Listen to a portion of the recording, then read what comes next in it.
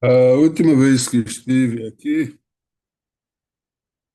falamos sobre o fruto do Espírito, sobre amar, sobre os 10 mandamentos, e que todos três contêm a mesma coisa. E tudo tem a ver com a preparação do caráter para sermos semelhante a Cristo, né?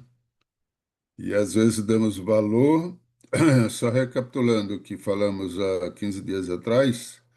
Às vezes damos valor aos dons espirituais, esquecemos que o fruto do Espírito é mais importante, porque é aquilo que vamos levar para o céu, a nossa entrada no céu, é um caráter semelhante ao de Cristo. Hoje eu resolvi uma coisa, eu resolvi fazer uma observação sobre a atuação do Espírito Santo. E quem tiver alguma dúvida, quem quiser fazer perguntas, só é levantar a mão, fala para mim, para a pessoa dar oportunidade para a pessoa sobre a atuação do Espírito Santo em nossa vida. O Espírito Santo, ele tem no mínimo, tem dois aspectos.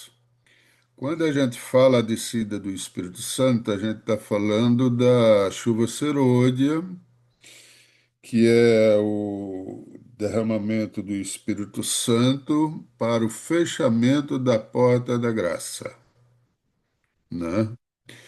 Então, muitas vezes a pessoa adventista, o cristão, ele confunde isso. E o segundo aspecto, que é mais importante, é que a chuva serôdia, que o Espírito Santo está conosco desde antes de a gente conhecer Jesus Cristo, o Espírito Santo já nos acompanha. Olha o que Ellen White fala sobre a chuva serôdia, o Pentecoste na época dos discípulos. No Pentecoste, os discípulos não estavam reunidos para relatar boatos de escândalos, não estavam procurando expor todo o defeito que pudesse encontrar no caráter de um irmão. Sentia sua necessidade espiritual e clamava ao Senhor pela santa unção que os ajudasse a vencer suas próprias fraquezas e os habilitasse para a obra de salvar os outros. Isso aqui foi no a chuva temporã, Pentecostes, logo que Jesus subiu. E o trabalho nosso é nos prepararmos para receber. E há uma coisa interessante aqui. Muitos querem que o Espírito Santo desça para pregar o Evangelho e Cristo voltar logo. Outros não estão um pouco preparados para ser transformado o seu caráter. É um absurdo. Não existe isso na Bíblia. A gente tem que primeiro estar preparado e nos tornarmos, como o apóstolo Paulo muitas vezes enfatiza, que a gente deixe de ser um homem, uma pessoa carnal e seja uma pessoa espiritual. Há uma tremenda diferença entre esses dois aspectos. E muitas vezes agimos do lado carnal. Ah, eu sou adventista há muitos anos, eu sou cristão, sou batizado há 10, 15, 50 anos, mas a sua natureza age como carnal. Quando é provocado, já parte para a briga, vive falando mal dos outros, não tem paciência, não tem bondade no coração, não tem o fruto do Espírito. Então, não dá para dizer que uma pessoa dessa, quando Jesus Cristo vier, vai ser salvo, porque ele está esperando a descida do Espírito Santo e o Espírito Santo não vai descer sobre uma pessoa que não quer ser transformada. Isso é a mesma coisa de você colocar um bandido para morar na tua casa. Imagina Deus levar uma pessoa sem ser transformada para o céu. Ele vai transformar o céu num pardieiro, num, sei lá, o quintal da casa dele. E Deus não vai admitir isso. Ou a gente é transformado, deixa o Espírito Santo transformar a gente, ou então. E como acontece essa transformação? Essa transformação acontece durante toda a vida e nós chamamos de santificação. É um processo para a vida inteira. João 14, 26. Aquele Consolador, o Espírito Santo, que o Pai enviará em meu nome, esse vos ensinará todas as coisas e vos fará lembrar de tudo quanto vos tenho dito. Ensinar e lembrar. Ensinar uma coisa que ainda você não foi despertado. Às vezes a gente lê a Bíblia e a Bíblia é um tesouro. Quanto mais a gente lê, mais descobre coisas dentro dela. E o Espírito Santo nos mostra, nos ensina, abre a nossa mente e o nosso coração. E fará lembrar, só vai lembrar daquilo que nós lemos. Se eu não leio a Bíblia, o que é que o Espírito Santo tem para lembrar para mim se eu não leio, se eu não estudo? Então a gente tem que se ater a isso. O Espírito Santo, ele nos ensina continuamente. E o trabalho do Espírito Santo, como já dissemos agora há pouco, é desde antes da gente aceitar Jesus como Salvador. O Espírito Santo já vem trabalhando com a gente. E a gente não sabe quando começou a nossa aceitação de Cristo. Não sabe. Porque desde lá atrás até a nossa decisão pelo batismo, o Espírito Santo vem trabalhando com a gente. São João 16, 7 a 14, Jesus diz: Todavia digo-vos a verdade, que convém que eu vá, porque se eu não for, o Consolador não virá a vós, mas quando eu for, vou-lo enviarei. Quando ele vier, convencerá o mundo do pecado, da justiça e do juízo. Convencer. A gente precisa ser convencida? Precisa. O ser humano, ele prega para você. Eu prego, o Coragem e tantos outros que passam por aqui prega para você. Mas quem convence é o Espírito Santo. Se você está com a mente aberta para aprender a Bíblia, saber o que a Bíblia diz, se você está interessado em ir para o céu, o foco é a eternidade, é Cristo, então o Espírito Santo vai te ajudar, vai te convencer, convencer do pecado, convencer que você é um pecador e que precisa de um Salvador, convencer da justiça, que a justiça é Cristo. Ele nos salva. E ele, Jesus é o nosso Salvador, e se a gente não aceitar, rejeitar ele, a gente vai cair na mão dele, porque ele é a justiça. Ele é o juiz também, né? E do juízo. O juízo é para nos alertar de que, quer a gente queira, quer não, ele virá e vai levar para si aqueles que aceitam Jesus como Salvador. E aqueles que não aceitaram, ou se enganaram, ou enganaram o seu coração, ou criaram uma forma de religião falsa, e aí estará fora do céu. Quando vier aquele que o Espírito de verdade, quando vier aquele, o Espírito de verdade, ele vos guiará a toda a verdade. Quem é a verdade? É Cristo e a palavra de Deus. Essa é a verdade. Não existe verdade fora de Cristo e fora da palavra de Deus. Não existe verdade fora desses dois. Ah, mas eu penso assim, ah, mas eu quero assim, ah, eu desejo assim. Você está falando como homem carnal. Doideira, né? Você quer dar vazão aos seus instintos carnais. Porque se você se deixar que o Espírito Santo lhe transforme, você passa a ser uma pessoa espiritual e vai estar sempre desejoso de fazer aquilo que Deus quer, e não o que você quer, como você quer, da forma que você quer. Porque não falará de si mesmo, mas dirá tudo que tiver ouvido, e ele vos anunciará o que há de vir.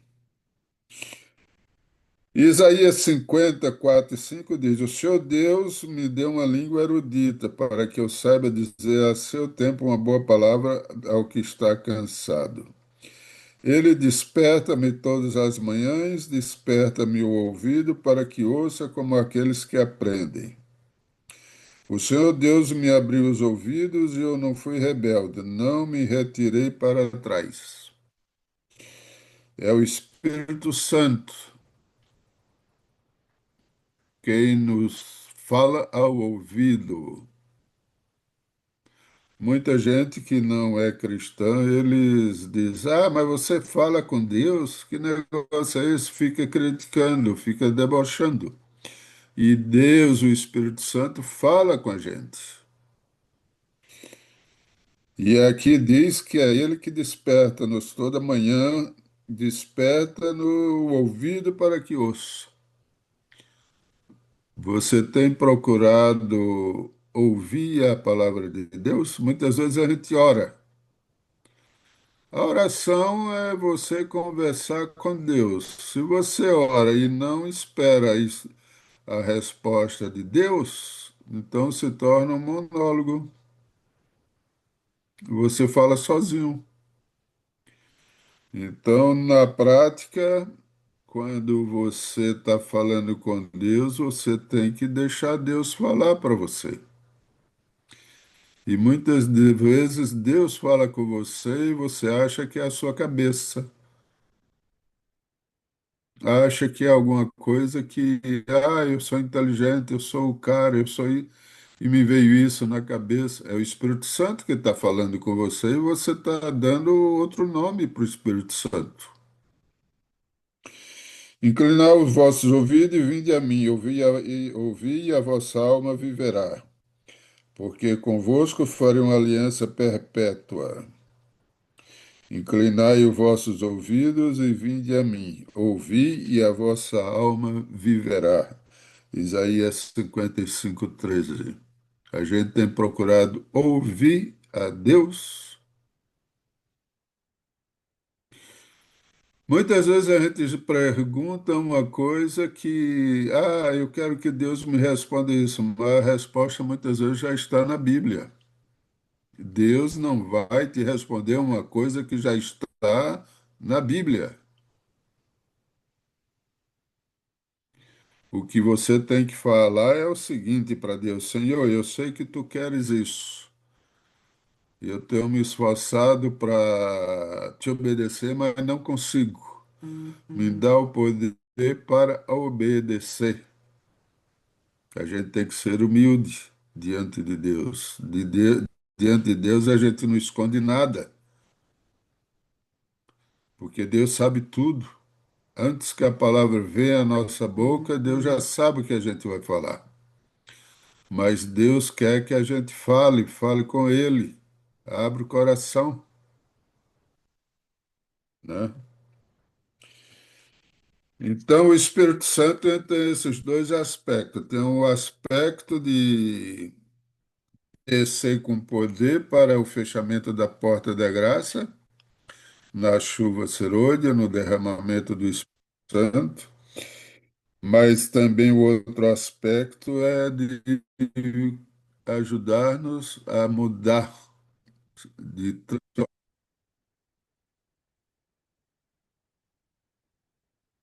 desde criança eu me conheço, eu tenho um gênio terrível. Muita gente diz, ah, Rosal, você é tão calmo. Eu disse, é, porque você não sabe a luta que eu tenho para que Deus me ajude a me frear. Porque a minha paciência vai até 3. Na terceira vez já me dá vontade de resolver de outra forma. Mas aí eu deixo de ser cristão. Então eu peço a Deus para que a minha paciência se prolongue muito mais.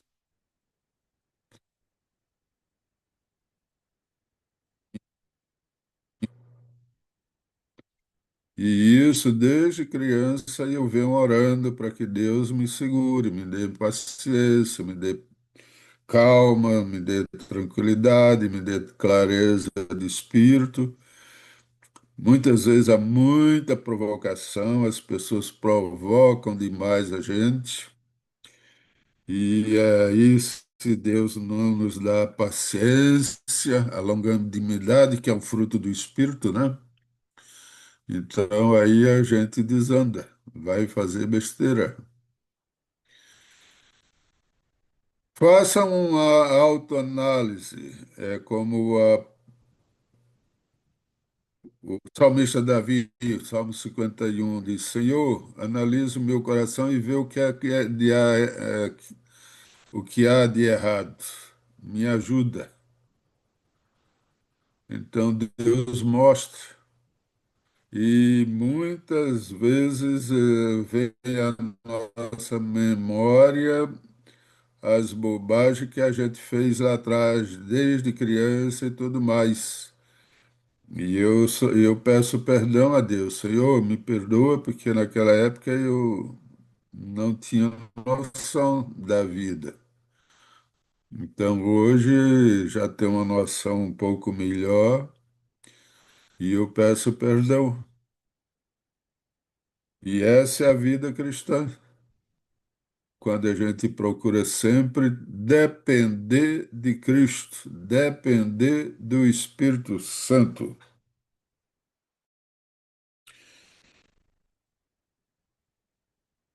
Trabalho pessoal do Espírito Santo no momento é a transformação do caráter, minha gente. Não adianta você pedir a descida do Espírito Santo para o fechamento da porta da graça. Se a gente não está com caráter, não está com foco no céu. Então a gente tem que pedir diariamente que o Espírito Santo nos mude, nos transforme.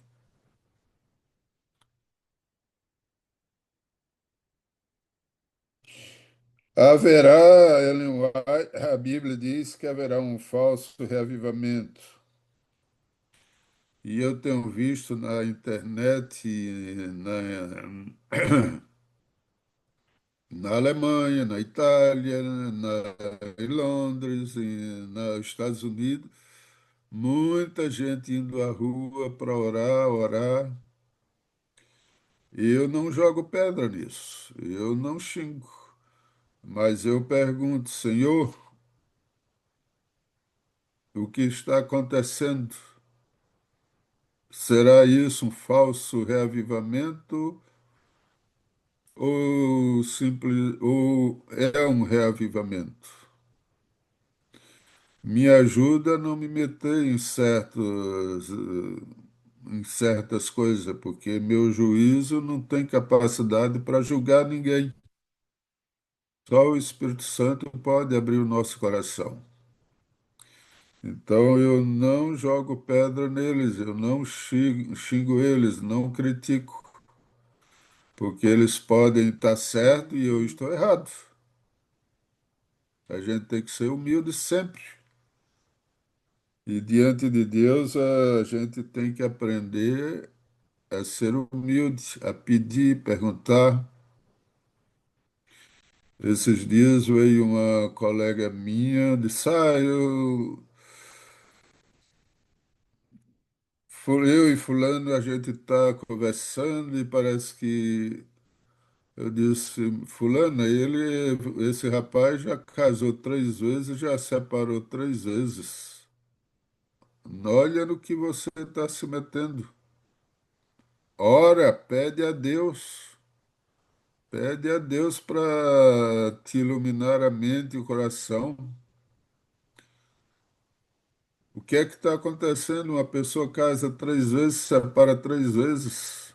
Você será a quarta? E daí a pouco ela está namorando o rapaz. Ah, mas ele é adventista. Mas e daí?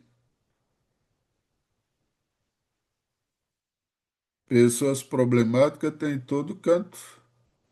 Eu disse, ore, ore, ore, ore muito para que o Espírito Santo te ajude. Não tome uma decisão dessa baseada na tua capacidade.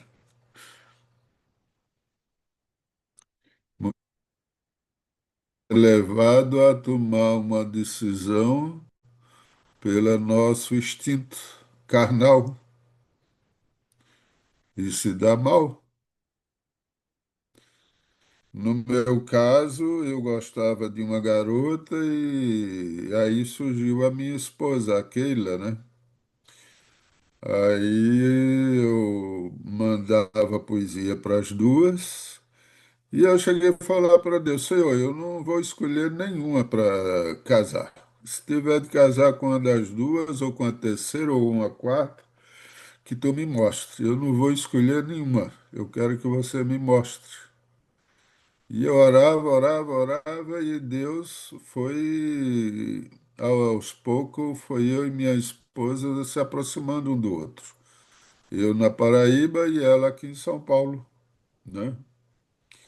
E estamos casados há 36 anos, né? Se a vida de casado é sério, não é para gente ficar brincando com isso. Então, gaste muito tempo em oração quando for se meter num relacionamento. Ah, eu não quero ficar só, eu disse antes só do que mal acompanhado. Eu queria me casar com 23 anos, era meu propósito. Eu tinha uma namorada, eu acho que já contei isso aqui para vocês. Eu tinha uma namorada, tinha um bom emprego, ganhava melhor do que meus pais. E namorada, 6 anos a gente se namorando. Convidei ela para casar e ela disse: Ah, não, eu quero estudar, quero me formar, quero isso. Se der certo, a gente casa. Então ela foi para o Rio, eu vim para São Paulo e não deu certo. Aí eu falei disse, eu chego aos 40 e não caso, eu não estou mais nem aí. Mas eu orava, eu pedi a Deus que me mostrasse, né? E fui casar com 35 anos, né? Muitas vezes a gente, no desespero, quer fazer uma má escolha, mas isso se aplica para o lado emocional, mas também tem que aplicar para o lado material, para o emprego, para os estudos. E tudo na vida coloca na mão de Deus, né? Por mais que você seja capacitado e entenda, não confie em você. Peça que Deus te ajude, que te abençoe, que se for aquilo que Ele quer, então te ajude. Se não, que tire aquilo da tua vida. Se a gente não está acostumado a conversar com Deus aqui na Terra, você acha que lá no céu você vai aprender a conversar com Deus? Oração é uma conversa com Deus, não é um monólogo. É um diálogo. É você fazer de Cristo o teu amigo. Eis que estou convosco todos os dias. Se você não entende que o Salmo 121, eis que eu estou à tua sombra, eis que eu sou a tua sombra à tua direita. Ele está com a gente, ele quer conversar com a gente, ele quer saber da vida da gente. Mas muitas vezes a gente deixa ele de lado e rejeita para seguir a nosso instinto, a nossa capacidade, a nossa cabeça. Algo está meio complicado, está errado nisso. Religião é relacionamento, minha gente. Religião não é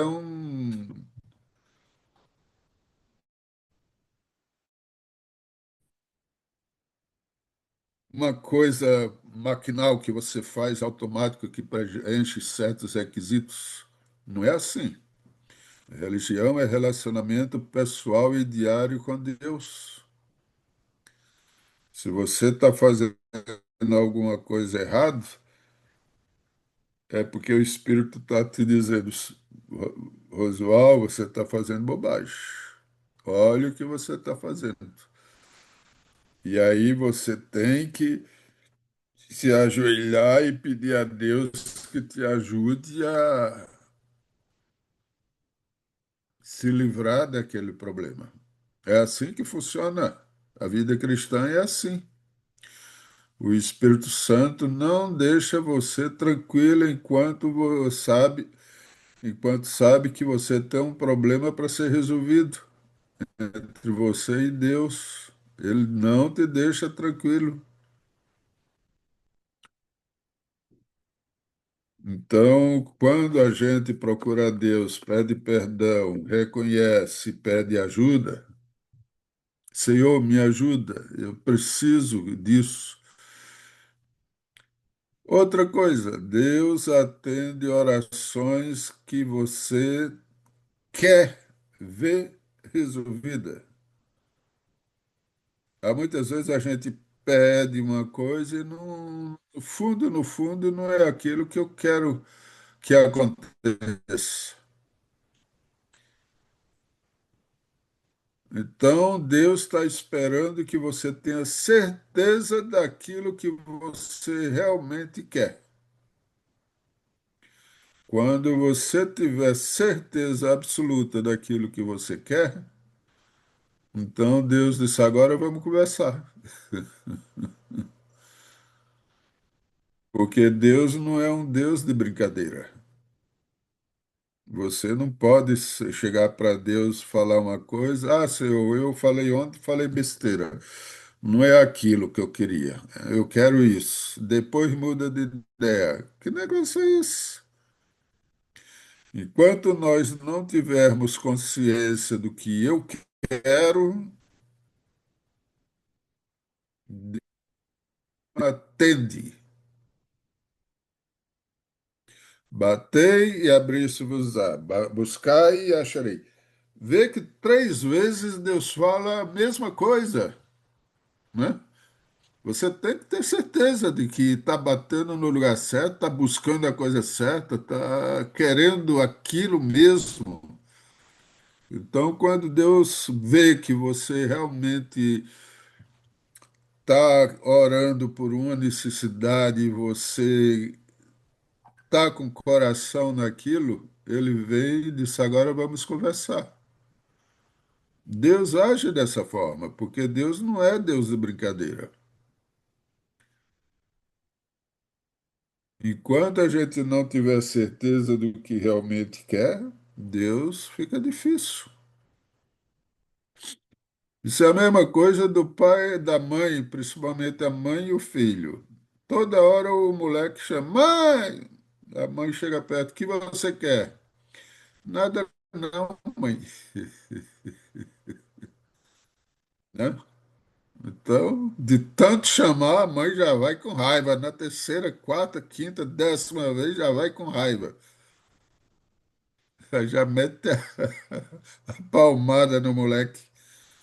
É a mesma coisa que acontece com a gente e Deus. Você não pode chamar a Deus para resolver uma coisa se você nem sabe o que você quer.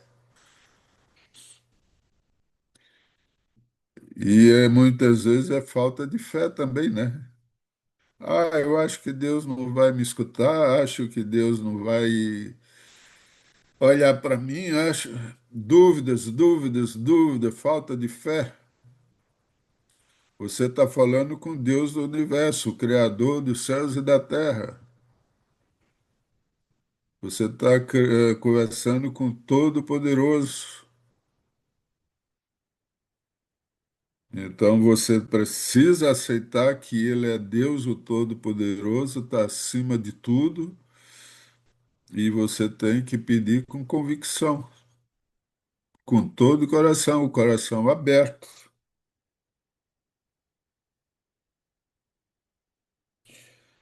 Então, só para resumir, a chuva serôdia que nós estamos esperando é para receber o poder de pregar o Evangelho para fechar a porta da graça.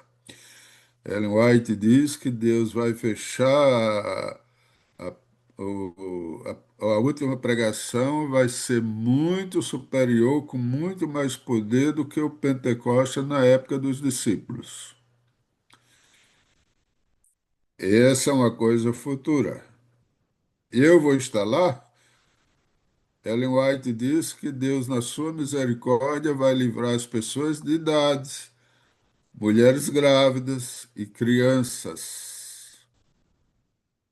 para não passar pela perseguição. Então, eu acredito que eu não vou estar lá. E muitos de nós não vamos estar no derramamento do Espírito Santo, no fechamento da porta da graça. Eu estou vivo, eu preciso de Cristo agora, eu preciso do Espírito Santo agora, eu tenho minhas necessidades, eu preciso orar por essas necessidades com convicção agora. E o Espírito Santo agora está pronto para nos ajudar a mudar, a transformar o coração, nos capacitar para a volta de Cristo, para morar no céu. Não é para a volta de Cristo, é para morar no céu. Ah, eu quero estar preparado para a volta de Cristo. Só eu quero estar preparado é para morar no céu, estar diante de Deus. Esse é o nosso objetivo. Que Deus nos capacite, nos abençoe e que Deus ponha em nossa cabeça que a gente precisa de estar sempre em comunhão com o maior poder que existe no universo, que é Cristo Jesus. Jesus diz: Todo poder me foi dado nos céus e na terra. Quando é todo mesmo, todo poder. Para que dúvida? Para que falta de fé? Ponha toda a sua fé, toda a sua confiança, todo o seu coração nisso. Converse com Cristo como um filho conversa com o Pai. Que Deus os abençoe, que Deus os ajude a viver com Cristo, com o Espírito Santo, com Deus o Pai, cada dia da nossa vida. Amém. Amém. Pastor, pode orar conosco, pastor? Querido Jesus, nós te agradecemos por estarmos aqui nesse bom momento para falar de Ti. Nós temos, Senhor, nossas dificuldades, nós temos as nossas necessidades, sabe o que pedir, não sabe como pedir, mas também confiamos em Ti que Teu Espírito vai nos ensinar, nos abrir o coração, nos abrir a mente para que possamos realmente entender que os tempos são difíceis, que Jesus está perto de voltar e nós não sabemos quando o nosso prazo de validade está para vencer, Muitos dos nossos queridos têm baixado a sepultura e muitas vezes é a tua mão que tem agido para preservar de outras coisas maiores ou não, a gente nunca sabe do que acontece, mas tu sabes. Conforta o coração dos enlutados, conforta o coração dos enfermos, dá saúde para eles, para o pastor João Antônio, João Augusto e cada um dos que pede orações nesse grupo Emanuel e tantos outros grupos.